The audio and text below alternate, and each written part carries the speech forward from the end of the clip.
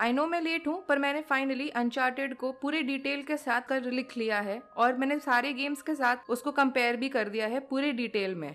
इसमें मैं आपको मूवी प्लस किस गेम से कौन से सीन्स लिए गए हैं पूरे अच्छे से डिटेल में समझाने वाली हूँ।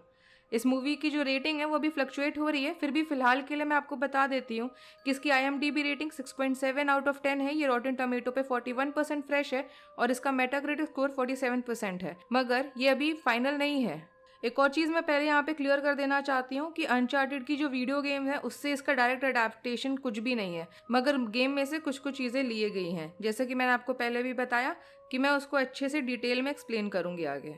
नेथन का बेसिकली ओरिजिन कैसे हुआ है वो हमको अनचार्टेड के चौथे गेम में मालूम चलता है कि वो अपने भाई सैम के साथ ही बड़ा हुआ है और वो दोनों ऑर्फनेज में ही रहते थे। बोला जाता है कि वो लोग सर फ्रांसिस ड्रेक के डायरेक्ट डिसेंडेंट हैं और ये दोनों हिस्ट्री में बहुत ही ज़्यादा अपना इंटरेस्ट डेवलप कर चुके थे।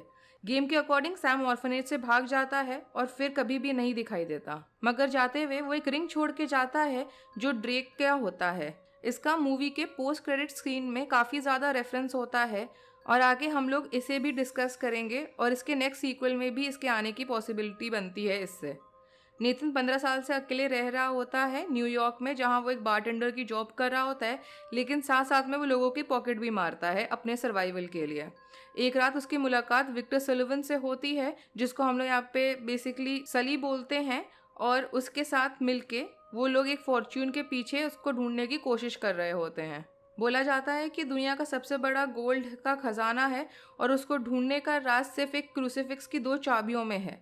सली बोलता है नेथन को कि वो उसके भाई सैम को ढूंढने में उसकी मदद करेगा, लेकिन आगे मूवी में चलते हुए हमको मालूम चलता है कि उसको सिर्फ अपने पर्सनल गेन के लिए नेथन का इस्तेमाल करना है और कुछ भी नहीं। सैम हमेशा नेथन को पोस्टकार्ड लिखा करता था और सली को लगता है कि सैम ने सीक्रेटली उसको पोस्टकार्ड के थ्रू कुछ ना कुछ तो बताया होगा। फिल्म में भी गेम की तरह नेथन सोचता है कि उसको सली पे ट्रस्ट करना चाहिए कि नहीं करना चाहिए, और काफी बार जो साइड कैरेक्टर्स होते हैं वो भी उसको बोलते हैं कि उसको जो भी है वो पूछ ले, सही में असली में क्या चल रहा है क्या नहीं चल रहा, हर चीज पूछ ले। उसके बाद वो दोनों निकल जाते हैं उस ट्रेजर को ढूंढने के लिए, और वो कहाँ गड़ा हुआ है ये सब काफी सारे सीन्स गेम से डायरेक्टली लिए गए हैं। एक क्रूसीफिक्स तो ऑक्शन होने वाले उसमें दिखाया जाता है और ये भी बेसिकली चौथे गेम के एक लेवल से ही लिया गया है। और नेथन को जो पावर कट करने का बेसिकली काम होता है वहाँ पे, तो वो दोनों में वहाँ पे जो मेन 2 एंटागनिस्ट होते हैं वो करते समय उसकी वो उनसे मुलाकात होती है। पहला वाला तो मोनकाडा होता है जो ट्रेजर हंटर होता है और वो काफ़ी ज़्यादा अमीर भी होता है, बट अब वो ना फादर से बड़ा गुस्सा रहता है क्योंकि उसके फादर ने उसको बोला था कि जो उसके पास फॉर्च्यून है वो लोगों को दे दे या बांट दे, क्योंकि उसके फॉर्च्यून पाने के चक्कर में काफ़ी लोगों का खून बहा था। उसको तो अलग लेवल से ऑब्सेशन रहती है गोल्ड को पाने की, तो वो 2 और लोगों को हायर करता है इन सब चीज़ों को ट्रैक करने के लिए। उसमें से एक जो ब्रैडक होता है, इसमें वो ओरिजिनल कैरेक्टर है, मगर उसका जो कैरेक्टर नडीन है उस पे बेस्ड है जो गेम में से आता है। माना जाता है कि वो कोल्ड ब्लडेड है और उसका ना पहले से कोई सीन भी रहा था सली के साथ। मोरओवर ये तक माना जाता है कि शायद उसी ने सैम को भी मारा था। सैम मतलब जो ड्रेक का भाई है बड़ा वाला। वो दूसरा इंसान जिसको हायर करा जाता है वो क्लोई होती है और पहले इंट्रोडक्शन में अनचार्टेड 2 वाले गेम में वो दिखी थी। क्लोई जल्दी किसी पे ट्रस्ट नहीं कर रही होती, और ऐसा इसलिए होता है क्योंकि जब वो छोटी होती है तब उसको ना एक प्लैटिनम से बना हुआ ट्रॉफी मिलता है जो उसके डैड एक्चुअली उससे चुरा के एक तरीके से वहां से भाग जाते हैं। शुरुआत में वो नेथन और सली को ज्वाइन तो करती है बार्सिलोना में, मगर उनको जब उसके लिए एक मैप मिलता है देखने के लिए कि एक्चुअली गोल्ड कहाँ हो सकता है एंड ऑल, तो वो उसको चुरा के वापस से मोनकाडा के पास ही चली जाती है। अब ब्रैडक अपने असली प्लान को बताती है और मोनकाडा को मार डालता है, और क्लोई के मरने से पहले हमको बड़ा ही अमेजिंग प्लेन वाला सीन दिखाया जाता है जिसमें वो ट्रेजर वाला गेम से उसको लिया गया है। और इस सब के बीच में सली जो है वो पैराशूट खोल के जाने लगता है और क्लोई मोनकाडा का गाड़ी लेके प्लेन से चल देती है एस्केप करने के लिए। गेम में नेथन ना एक क्रेट पे उसको ना पकड़ के वो लटक सा जाता है जिससे कि वो उस क्रेट का पैराशूट यूज कर सके अपना फॉल धीरे करने के लिए। मगर इसमें वो ना एक कार लेता है जो क्लोई के साथ में, और वो दोनों उस गाड़ी में बैठ के वहां से जाते हैं। और वो लोग गिर जाते हैं। फिर स्विम करते करते एक पैराशूट से वो एक रिजॉर्ट तक पहुंचते हैं, और बेसिकली वो रिजॉर्ट जो होता है वो एक पड़ोस के आइलैंड का होता है एंड ऑल। अब मैप देखते समय नेथन को रियलाइज होता है कि उसके भाई सैम ने पोस्ट कार्ड्स के थ्रू उसको इनविजिबल इंक से कुछ मैसेजेस लिख के भेजे थे, तो वो अपना लाइटर यूज करता है उन मैसेजेस को एक्चुअली पढ़ने के लिए। पोस्ट कार्ड पढ़ने के बाद नेथन को मालूम चलता है कि ट्रेजर कहाँ गड़ा हुआ है, और वो क्लोई को एक्चुअली ना पहले टेस्ट करना चाहता है कि वो उसका साथ देगी कि नहीं देगी एंड ऑल, और वो उसमें फेल भी हो जाती है। तो ड्रेक ना अकेले ही निकल जाता है अपना ट्रेजर ढूंढने के लिए। वहां पे आगे फिर चल के ना बोट वाले सीन्स आते हैं जो डायरेक्टली थीव्स एंड वाले से लिए गए हैं, और मूवी का जो क्लाइमैक्स भी है ना वो भी बहुत ही ज्यादा सिमिलर है। बेसिकली जो दो फॉर्च्यून होते हैं ना, वो लोग जो ढूंढ रहे होते हैं, जो फॉर्च्यून को, गोल्ड को, जो भी आप समझो, वो बेसिकली दो शिप के अंदर होते हैं, एक कैवरन के अंदर छिपे हुए, और उसके ना सीधा सीधा जो है वो वहां से चौथे वाले गेम से लिया गया है।